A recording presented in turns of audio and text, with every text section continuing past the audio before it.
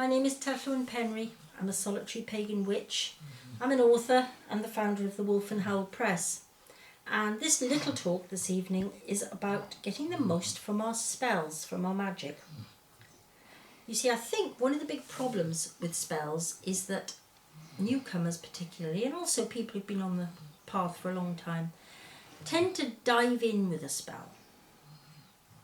Oh, quick, let's do it. In fact, no, that's not quite right. I would say there are two camps. There are those who really don't want to get their hands dirty.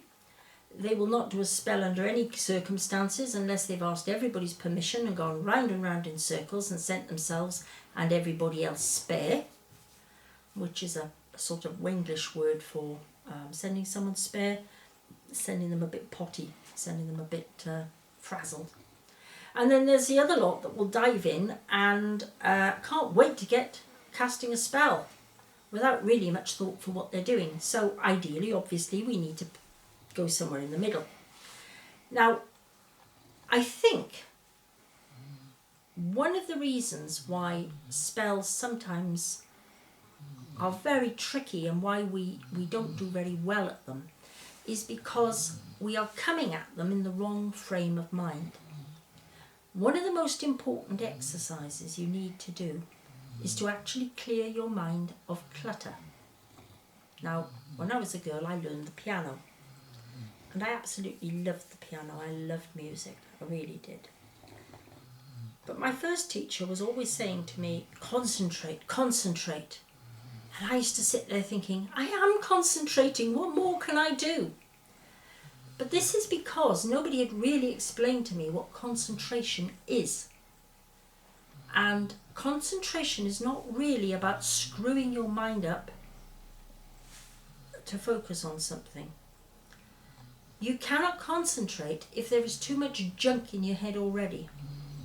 And no matter how enlightened or far advanced you think you are, believe you me, there is always a point when you've got to turn around and say, no, I've got to spring clean my head before I can do anything else. And I reached that stage, earlier this year, where I realised I really had to sort of stop, slow down, throw out all the rubbish in my head, and then I could get on with things, and it's worked much better. So, what sort of rubbish do we get in our head? We have things in our head that will distract us. We will have things we ought to do, things we know we should be doing and we haven't done them yet. Well, take my advice, get a piece of paper and a pencil and write them down and cross them off when you've done them. But do not keep it all up here. It doesn't work. It just gets you very tense. You see, there is remembering things and remembering that you need to remember them. And this is something people often don't realise. Remembering something isn't a problem. Oh gosh, no. I can remember huge chunks of stuff I really don't need and I probably should get rid of, but I can remember them. It's not difficult at all. They're there.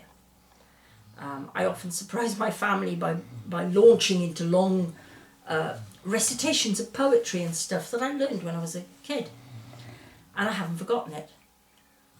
But there's a big difference between that, which has been memorised, and remembering that we have to remember something. It's like trying to go to bed and thinking, oh, I mustn't forget so-and-so when I wake up in the morning. I mustn't forget this. I mustn't forget that. You won't get any rest. At night you won't go to sleep. And when you're awake, you can't get on with other things because it's like a block.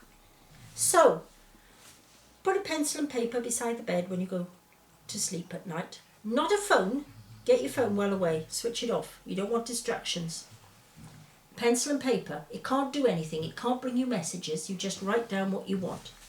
Have to remember that. Fine. Shut the book and go to sleep. You do not need to remember to remember. You'll be amazed. It's like defragging your computer, trying to get all that out of your head. Because there's stuff you had to remember from months ago. It's all cluttering up your head. And what was the other one I was going to tell you about? The other one, which is a little more insidious, and you will find if you rummage around for it, is what I sometimes call your inner tormentor. It's a voice. We all have them. Some have more than one. Some have a certain voice that comes at a certain time, others have a voice that's there all the time. It is not a sign of illness, it is something we all have. And this particular voice is just there to tell you that you can't do it. And the thing about the voice is that if you stop and you think about it, it will always be the voice of somebody you know. One of my piano teachers, for example, always interrupts my piano playing, even as an adult. Long, long years after I'd stopped going to lessons with her, I could still hear her voice when I played. And in fact, my children, when they were young, they used to say, "Mummy, why are you telling someone to shut up while you're playing the piano?" And what it was, I was telling this voice I could hear that was telling me I was playing something wrong. See? So we all have them.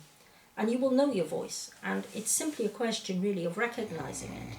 Because recognising it for what it is half the battle. And if you can get rid of a lot of this rubbish in your head and a lot of things such as this inner tormentor that is there to simply make you feel you're going to fail and why bother. If you can get rid of those, you are well on your way to being able to cast a half-decent spell, believe you me.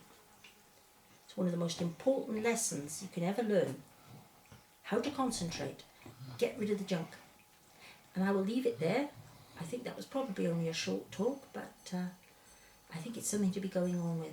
And thank you so much for listening. I do appreciate it. Goodbye.